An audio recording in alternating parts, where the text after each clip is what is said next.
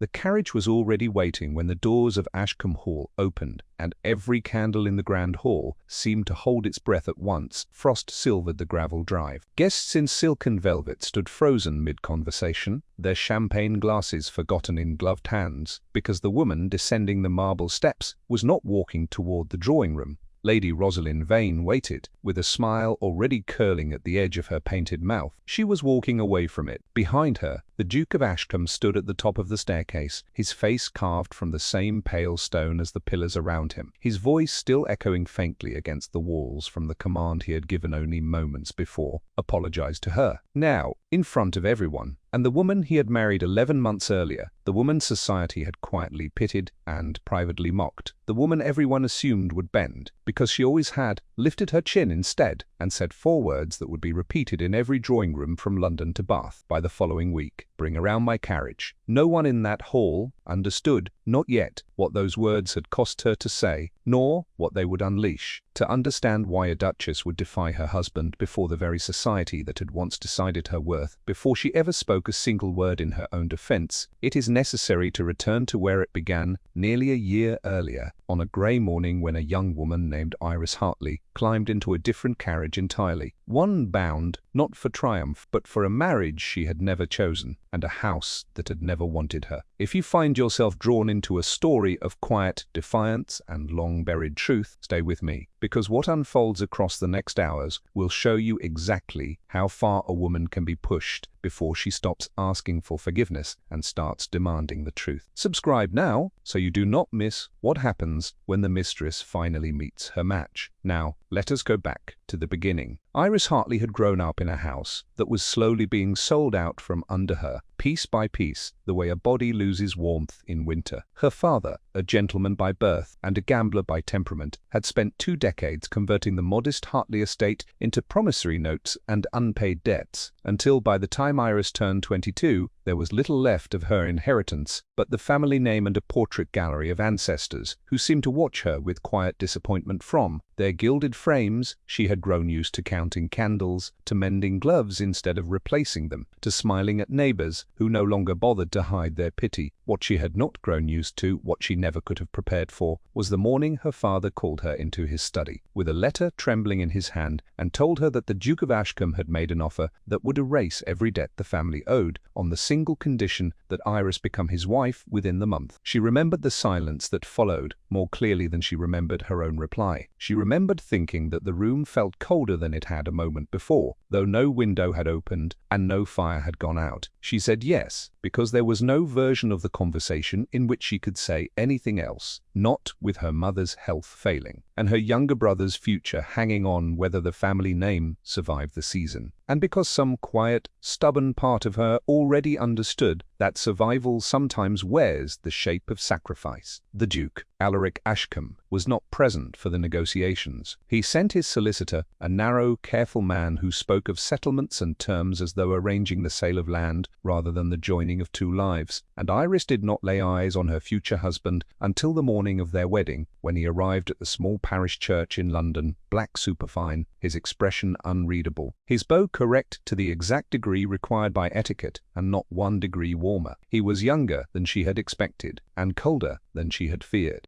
His eyes, a grey, so pale they seemed almost silver in the wrong light, moved over her once, assessing, before he offered his arm and led her to the altar as though escorting her to an appointment rather than a marriage. The ceremony took perhaps 20 minutes. The silence in the carriage afterward, as they rode toward Ashcombe Hall, lasted considerably longer, and it was in that silence that Iris first understood the shape of the life she had agreed to. She was not marrying a man, she was marrying an arrangement, and the man attached to it had already decided long before she ever entered the church that his heart belonged elsewhere. She discovered exactly where, within her first week at Ashcombe Hall, though no one told her directly. It was not the housekeeper who informed her, nor any servant bold enough to gossip to a new mistress they had not yet decided to trust. It was the portrait that hung, inexplicably, in the small drawing-room adjoining the Duke's private study, a room Iris was not forbidden from from entering, but was somehow, through 100 small silences, made to understand she was not welcome in. The portrait was of a woman with dark, glossy curls and a knowing, half-lidded gaze, painted in the fashion of 2 years prior, and beneath it, engraved on a small brass plate that someone had clearly placed with great care, were the words, "Rosalind, always." Iris stood before that portrait for a long time on her third day as Duchess of Ashcombe, and she felt something inside her chest that she did not yet have language for, something between grief and fury and a terrible, hollow understanding that she had walked into a house already occupied by another woman's shadow. Lady Rosalind Vane was, Iris would soon learn, no secret at all. Not truly. She was a widow of considerable beauty and considerable debt, connected by blood to 3 separate noble houses and by rumour to half the scandals whispered about in London over the past 5 years. She had known Alaric Ashcombe since before his father's death had made him a duke, and their attachment, whatever its precise nature, had survived his marriage, the way certain habits survive even the most determined attempts at reform. She called at Ashcombe Hall with a frequency that no married man's household should have tolerated, and she was received, without fail, with a warmth the Duke extended to no one else, least of all his own wife. Iris learned to recognize the particular creak of Rosalind's carriage wheels on the gravel drive before she ever saw the woman's face, and she learned in those early weeks to arrange her own schedule so that she might avoid the drawing room entirely on the afternoons when Rosalind was expected. Not out of cowardice, she told herself, but out of a dignity she was not yet strong enough to test in open confrontation. The staff, for their part, watched the new Duchess with the particular wariness of people who have seen mistresses come and go and have learned not to invest hope in any of them too quickly. Only one among them showed Iris any genuine kindness in those first difficult months, an older woman named Mrs. Kinghing. Fenwick, who had served the Ashcombe family for over 30 years and who possessed the quiet, watchful patience of someone who had buried more secrets than she had ever spoken aloud. It was Mrs. Fenwick who first mentioned, in careful roundabout terms one rainy afternoon, while helping Iris arrange fresh linens, that the Duke had not always been so cold, that there had been a time, before his father's death, before a certain accident that no one at Ashcombe Hall spoke of directly, when Alaric Ashcombe had laughed easily and loved without calculation. Iris asked what accident she meant, and Mrs. Fenwick's face closed like a door swinging shut on its hinges, and she said only that some things were better left where they had been buried, and changed the subject with the practiced skill of a woman who had done so many times before. But the seed had been planted, and Iris, whatever her sorrows, had always been curious in a way her governesses had once called unbecoming. In a young lady, she began, quietly, and without announcing her purpose to anyone, to listen more closely to the silences in that house than to the words spoken within it. It did not take her long to notice the locked door at the end of the east wing, a door that led, according to the household plans she found, folded inside an old writing desk, to what had once been the private apartments of the previous Duchess of Ashcombe, Alaric's mother. No one at Ashcombe Hall spoke of the old Duchess either, and when Iris finally worked up the courage to ask her husband directly, over one of their increasingly rare and stilted dinners, what had become of his mother, the Duke set down his wine-glass with a precision that seemed to Iris more violent than any slammed door, and told her, in a voice stripped of all feeling, that his mother had died in an accident on the estate grounds when he was 17 years old, and that the subject was not one he discussed. Iris did not ask again that evening, but she noticed in the weeks that followed that whenever Rosalind Vane visited, she was permitted access to parts of the house that remained closed to Iris herself, including, on one occasion Iris witnessed only by accident, from the top of the staircase the corridor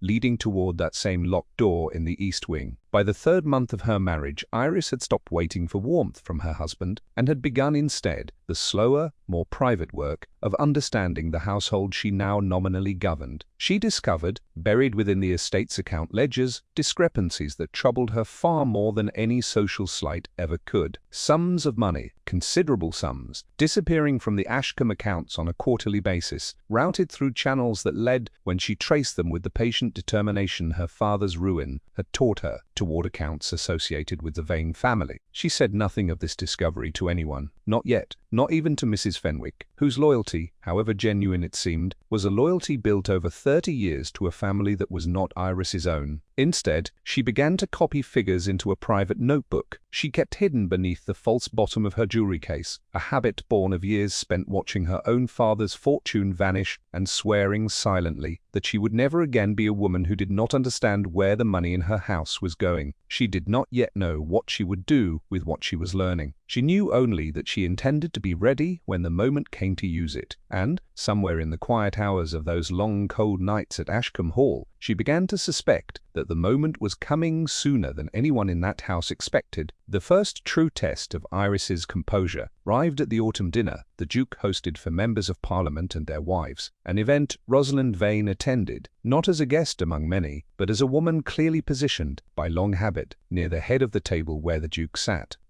Iris, seated at the opposite end in the place her title technically demanded, but her husband's attention rarely honored, watched throughout the evening as Rosalind directed the conversation with practiced ease, as she laughed at the Duke's driest remarks before anyone else had time to register them as humor, as she reached once to adjust the cuff of his sleeve with a familiarity that made several guests exchange glances. They were too well bred to voice aloud. Iris said nothing. She had learned, by then, the particular discipline required to hold a pleasant expression while something inside her chest slowly hardened into something colder and more resolute than mere her. It was near the end of the evening, as the ladies withdrew to the drawing-room while the gentlemen remained with their port, that Rosalind approached Iris directly for what may have been the first time since her arrival at Ashcombe Hall. She complimented Iris's gown with a tone so precisely calibrated toward condescension that only another woman raised in the same brutal school of society could have detected the insult buried within the praise. And then, almost as an afterthought, she remarked that it must be so very difficult, adjusting to a house with so many old habits already settled into its walls, habits a new bride could hardly be expected to understand. Iris met her gaze without flinching and replied, in a voice pitched low enough that only Rosalind could hear it clearly, that she found old habits far easier to understand than new deceptions, that she suspected the difference between the two would become considerably clearer to everyone before long. Rosalind's smile did not waver, but something behind her eyes went very still, and for the first time since Iris had arrived at Ashcombe Hall, she saw unmistakably that the other woman had registered her as something more than a passing inconvenience to be waited out. It was a small victory invisible to everyone else in that crowded drawing-room, but Iris carried it with her up the stairs that night, like a lit candle cupped carefully against a wind, and she did not yet know that this quiet exchange would prove to be only the first tremor before a much larger storm. Winter arrived early that year, wrapping Ashcombe Hall in a silence so complete that Iris sometimes felt she was living inside a painting rather than a house, beautiful and utterly still and faintly suffocating. It was during those long frozen weeks that Iris finally found what she had been searching for, without fully admitting to herself that she was searching at all. She found it not through any grand act of investigation, but through the small human error of a housemaid who left a bundle of old letters, meant for the fire, forgotten on a side table in the unused morning room. Iris recognized her mother-in-law's handwriting from a sampler that hung, faded and nearly forgotten, in the nursery, and something in her chest tightened as she gathered the letters into her hands, aware even as she did so that she was crossing a threshold she could not uncross. The letters spanned the final year of the old Duchess's life, and they painted a portrait entirely different from the vague, tragic accident Alaric had described. They spoke, in careful, guarded language, of a woman growing increasingly isolated within her own home, of a husband, the previous Duke, whose attentions had drifted toward a young widow named Rosalind Vane's own mother, and of a daughter-in-law relationship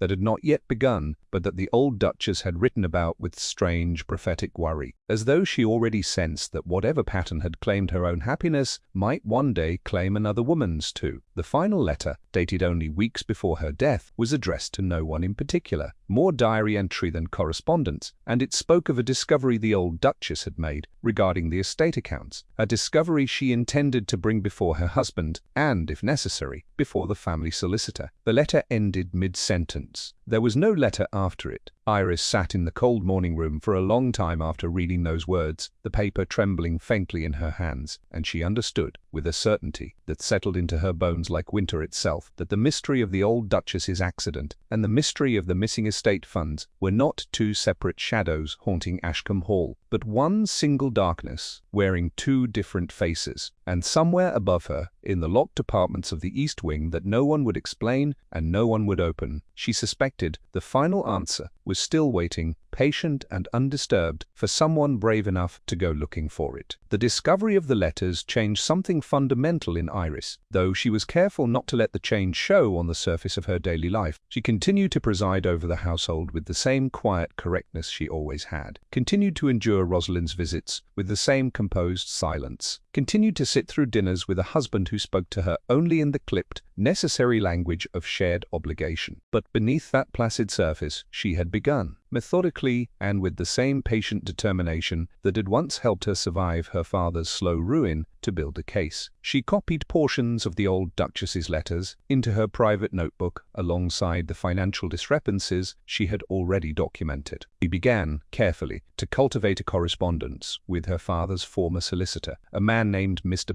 Pruitt, who had handled the Hartley family's affairs during their decline, and who, out of some lingering loyalty to Iris's late grandfather, agreed to quietly review the account patterns she described to him, without asking too many questions about why a duchess required such assistance. And she began, for the first time since her marriage, to actually watch her husband, not with the wounded hope of a bride hoping to be loved, but with the sharp, assessing eye of a woman trying to determine whether the man she had married was a villain in his own right or merely a man who had been deceived for so long that deception had become the only language he understood. What she observed troubled her more than she expected. She began to notice, in unguarded moments, a grief in Alaric Ashcombe that seemed to run far deeper than the practiced coldness he presented to the world. She caught him once, late at night, standing outside the locked door of the East Wing, with a key in his hand that he did not use, his shoulders bowed in a posture of such raw, unguarded sorrow that Iris retreated silently back to her own chambers, rather than announce her presence, almost sacred in its privacy. She began to wonder whether the coldness he showed her was not cruelty at all, but a kind of armor, worn so long and so completely that he no longer remembered how to remove it, even when removing it might have saved them both. She did not excuse him for it. She had not forgotten the humiliations she endured on his behalf, the visits from Rosalind he permitted without apology, the years of her own life he had purchased, as though buying a length of cloth. But she began to understand, with the clear-eyed sympathy that had always been one of her quiet strengths, that Alaric Ashcombe might be as much a captive of Ashcombe Hall's buried history as she was, and that the true architect of both their sufferings might wear a far more familiar and far more dangerous face than his own. It was in early spring, as the frost finally began to loosen its grip on the estate grounds, that Iris found an unexpected ally in the last person she would have predicted. Lady Cordelia Ashcombe, the Duke's younger sister, had been living quietly at the family's dower property, some 20 miles from the main estate, largely estranged from her brother since their father's death, and it was pure chance, delayed carriage, and an unexpected overnight stay during a journey to visit distant relations that brought her to Ashcombe Hall for the first time since Iris's wedding. Cordelia was sharp-eyed and plain-spoken in a way that immediately set her apart from every other member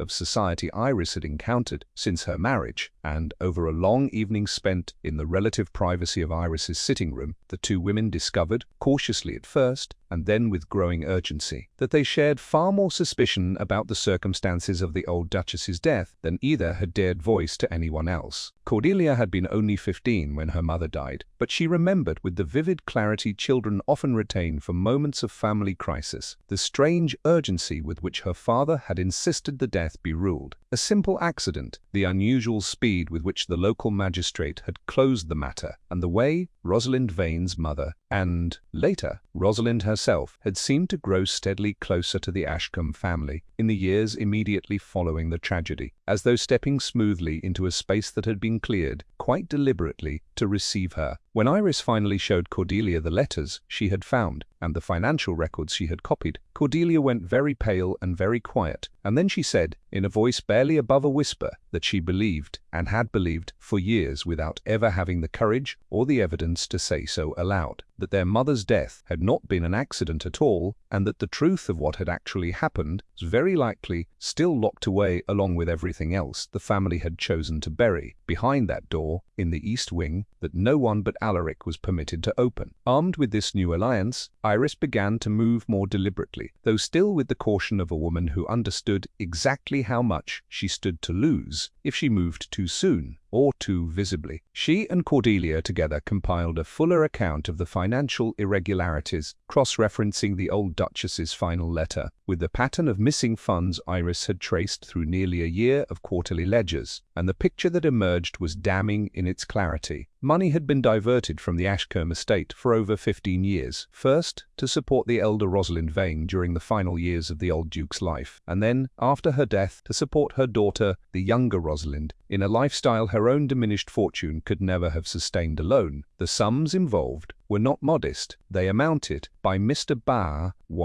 N. Pruitt's careful calculations, to a debt against the Ashcombe estate substantial enough to threaten the very solvency Iris had been sold into marriage to preserve, an irony so bitter that she found herself laughing softly and without any real humor the first night she fully understood it. She had been purchased to save a fortune that was being quietly bled dry by the very woman her husband could not bring himself to send away. The final piece of the puzzle arrived not through careful investigation, but through simple, devastating chance, in the form of a letter Iris was never meant to see, delivered to Ashcombe Hall by mistake and opened by Mrs. Dex. Fenwick, before the error was noticed, then passed, with trembling hands and an expression of dawning horror, into Iris's keeping rather than the Duke's. The letter was from Rosalind to her own sister, written in the careless, unguarded language people reserve for family they trust never to betray them, and it spoke, in terms too plain to misinterpret, of a plan already in motion, a plan to ensure that the current Duchess's position at Ashcombe Hall grew so untenable, so thoroughly humiliating, that Iris would either flee the marriage entirely or be maneuvered into some scandal severe enough to justify her removal, clearing the way, at last, for Rosalind's long patience to be rewarded with the title she had spent nearly 2 decades quietly working to claim. The letter mentioned, almost in passing, an event already being arranged, a public occasion at which the new Duchess would be made to understand, once and for all, precisely where she stood in the household hierarchy. An event Rosalind referred to, with chilling casualness, as the moment Alaric finally sees her for what she really is. Iris read that letter 3 times in the flickering candlelight of her chambers, and when she finally set it down, her hands were steady in a way they had not been in months, because she understood, with sudden and total clarity, that whatever Rosalind was planning would arrive soon, and that when it did, to spree she intended to be more prepared for it than her enemy could possibly imagine. The occasion Rosalind had referenced revealed itself only days later, when the Duke announced, with the flat, obligatory tone he used for all household matters, that Ashcombe Hall would host a gathering the following week to celebrate the betrothal of a prominent political ally's daughter. An event that would draw much of fashionable society to the estate, and that Rosalind, predictably, had already been assured a place of honor at. Iris spent the intervening days in a state of outward calm and inward preparation, meeting quietly with Cordelia, exchanging careful letters with Mr.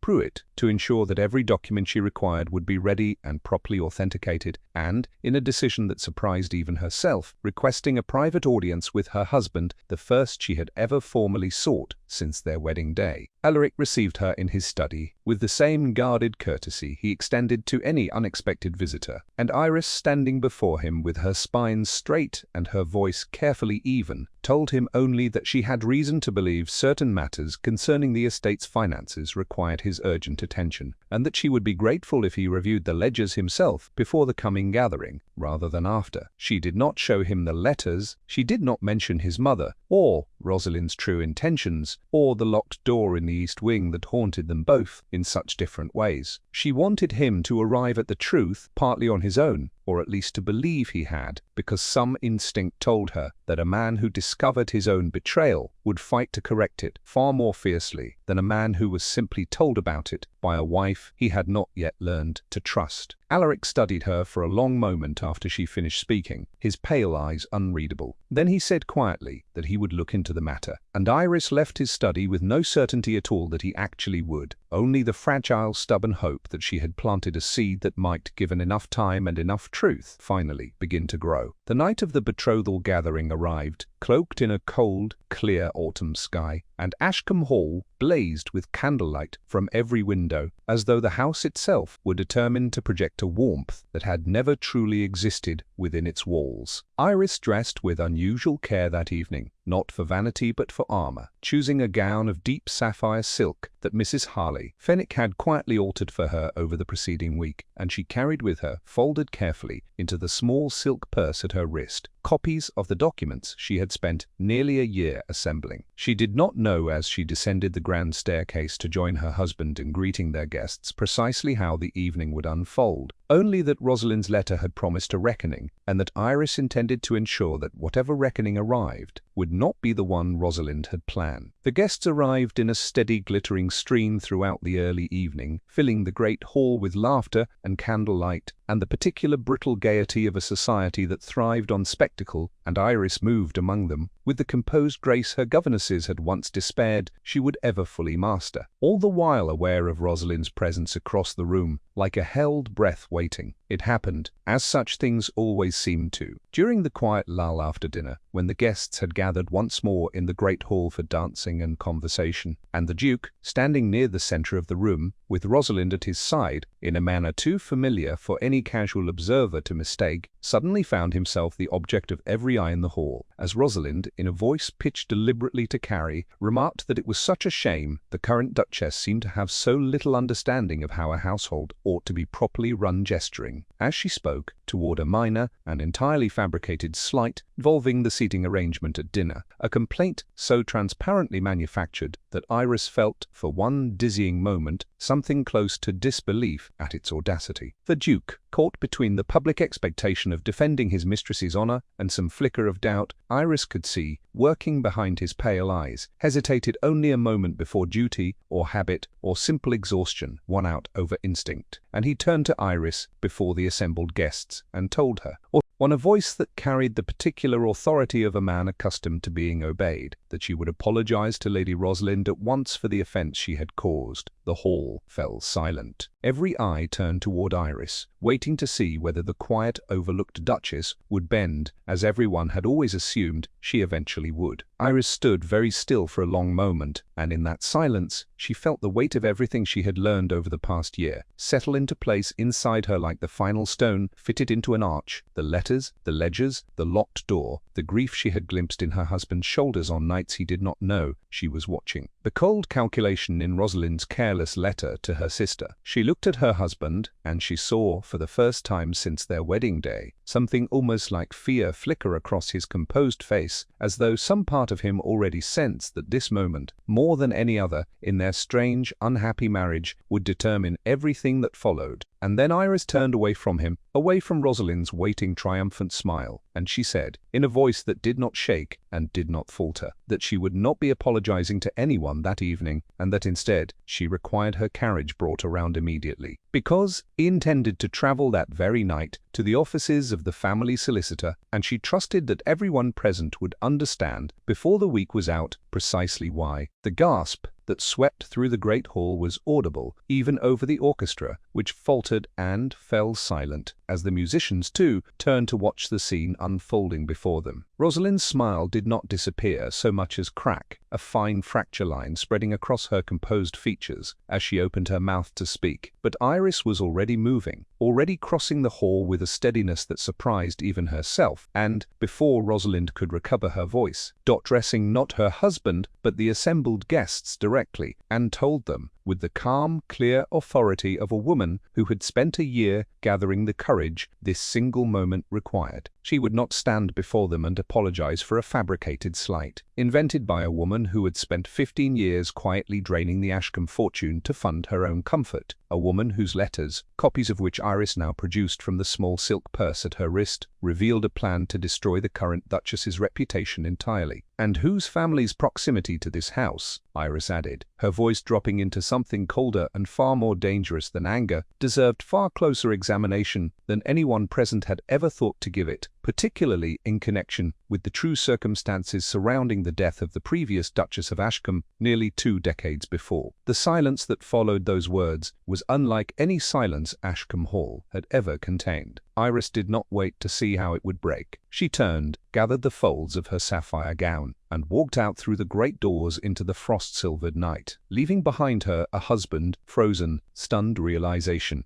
a mistress whose careful mask had finally publicly shattered, and an entire assembled society that would spend the following weeks speaking of nothing else. But even as the carriage door closed behind her and the horses began to move, carrying her away from Ashcombe Hall into the cold darkness of the night, Iris understood that she had not ended anything. She had only finally forced the truth into the light, and truth, once released, has a way of demanding its own reckoning, long after the first shock of its arrival has passed. The journey to Mr. Pruitt's offices took nearly 3 hours through the frozen countryside, and Iris spent every mile of it with her hands folded tightly in her lap, watching her own breath fog against the carriage window, wondering whether she had just secured her freedom or destroyed whatever fragile foundation her marriage might have eventually built. She had not planned to speak of the old Duchess's death in quite such stark terms before the assembled guests. The words had simply arrived, pulled forward by 15 years of buried grief and a lifetime's worth of watching cruelty disguised as propriety. She did not regret them, not truly, but she understood that she had crossed a threshold that evening from which there could be no quiet retreat. Mr. Pruitt received her with grave courtesy despite the late hour, and together, working by candlelight long into the night, they began the formal process of documenting every discrepancy Iris had uncovered, preparing the evidence in a manner that would withstand the scrutiny of both law and society. Because Iris understood that accusations spoken aloud in a crowded hall, however satisfying, meant little without the careful architecture of proof to support them. It was near dawn as Iris finally allowed herself a few hours of exhausted rest in the small guest room above Mr. Pruitt's offices that a messenger arrived from Ashcombe Hall, breathless and travel-worn, bearing a letter sealed with the Duke's own signet and requesting, in terms far more urgent than any communication Alaric had ever sent her before, that Iris return to the estate as soon as she was willing. Because he had spent the hours since her departure finally opening the locked door in the east wing, and what he had found there had changed, he wrote everything he believed he understood about his mother's death, about Rosalind Vane, and about the wife he had so badly misjudged. Iris read the letter twice, her hands trembling now in a way they had not trembled during her confrontation in the great hall, and she understood that whatever waited for her behind that door, and whatever version of her husband waited alongside it, the story of Ashcombe Hall was far from finished, and the truth, once fully unburied, would demand a reckoning far larger than either of them had yet imagined. Iris returned to Ashcombe Hall 2 days later, not because the letter had commanded her, but because her own need to see the truth for herself had finally grown stronger than her fear of what it might cost her. The estate, when her carriage finally rolled up the long gravel drive, looked different to her somehow, as though the events of the betrothal gathering had stripped away some final layer of illusion that had always hovered over its elegant facade. Mrs. Fenwick met her at the door, with an expression Iris had never seen on the older woman's face before, something between relief and dread, and led her, without a word, through the familiar corridors toward the east wing, where the door that had stood locked for nearly 2 decades now hung open, spilling pale morning light into a hallway that had known only darkness for as long as anyone at Ashcombe Hall could remember. Alaric was waiting for her inside, standing amid rooms preserved almost exactly as his mother had left them, dust-covered furniture beneath white sheets, a writing desk still scattered with unfinished correspondence, a portrait far more honest than the one hanging near his study, capturing not a mistress's calculated allure, but a mother's tired, watchful eyes. He looked, Iris thought, like a man who had aged a decade in the space of 2 days. He told her, in a voice stripped of all the coldness she had grown accustomed to, that he had found, hidden within a false panel of his mother's writing desk, a final journal she had kept in the weeks before her death, one that recorded, in painful, deliberate detail, her growing certainty that his father's steward, acting under instruction from the elder Rosalind Vane, had been systematically diverting estate funds for years, and her intention to expose the scheme regardless of the personal cost. The journal's final entry, dated the very day of her death, described her plan to confront the steward directly at the old mill by the river, a meeting from which she never returned, and which the family, under pressure Alaric now suspected, had come from his own father, desperate to avoid scandal, had hastily ruled a tragic accident, rather than pursue any deeper investigation. Alaric's voice broke just slightly as he told Iris that he had been 17 years old when his mother died, old enough to notice the strangeness of how quickly the matter was closed, but young enough and grieving enough to accept the explanation he was given, rather than question a father he still, in some broken way, wanted desperately to trust. He told her that in the years following his mother's death, his father had grown steadily closer to Rosalind's mother, that Alaric himself, inheriting both the title and, it seemed, some poisoned legacy of guilt and obligation, had drifted into his own entanglement with the younger Rosalind, almost without ever consciously choosing it, as though following a groove already worn into the family's fate by the tragedy that preceded him. He said he did not expect Iris's forgiveness for the year of coldness he had shown her, nor for the humiliations he had permitted Rosalind to inflict upon her, but that he needed her to understand that everything Iris had uncovered, every fear she had voiced before gathered assembly, had been true and truer, he suspected, than even she yet realized, because his mother's journal named names that reached far beyond Rosalind Vane and her late mother, implicating members of his own father's closest circle in a deception that had shaped the entire architecture of Ashcombe Hall for nearly 20 years. Iris listened to all of this in silence, standing amid the dust and pale morning light of a room that had waited 2 decades to finally speak its secrets, and, when Alaric finished, she asked him only one question, quiet but unflinching. What did he intend to do now that the truth had finally found its way into the light? He looked at her for a long moment, and something in his pale eyes shifted, settling into a resolve she had never before seen him direct toward anything beyond the cold maintenance of appearances, and he told her that he intended to see the truth through to its full and complete end, whatever it cost the family name, whatever scandal it invited, because he had spent 17 years living inside a lie built to protect people who had never deserved his loyalty, and he refused to spend another single day compounding his mother's silence with his own. It was, Iris realized, the first time her husband had ever spoken to her as though she were a partner in some shared purpose rather than an obligation to be managed, and something in her chest, some small, stubborn ember she had not allowed herself to acknowledge in nearly a year of marriage, flickered quietly back to life. The weeks that followed unfolded with a swiftness that left much of society breathless. Alaric, with Mr. Bray, Pruitt's careful legal guidance, and Iris's meticulously documented evidence, formally exposed the 15-year pattern of embezzlement that had drained the Ashcombe estate to fund first the elder and then the younger, presenting the matter not merely as a private family scandal, but as a criminal matter requiring the attention of the courts. Rosalind, confronted with financial records she could not explain, and a journal entry from a woman she had once helped bury in more ways than one, found her carefully constructed position in society collapsing with startling speed. The families that had once welcomed her into their drawing rooms, out of respect for her connection to the Ashcombe household, now closed their doors against her entirely, and within a month she had quietly departed for the continent, her reputation in ruins and her financial support permanently severed, never to set foot in England's fashionable society again. The steward implicated in the old Duchess's journal, an elderly man who had risen through the household ranks under the elder Rosalind's quiet patronage, was dismissed, and, following a lengthy investigation, Alaric personally insisted upon, despite the pain it caused him,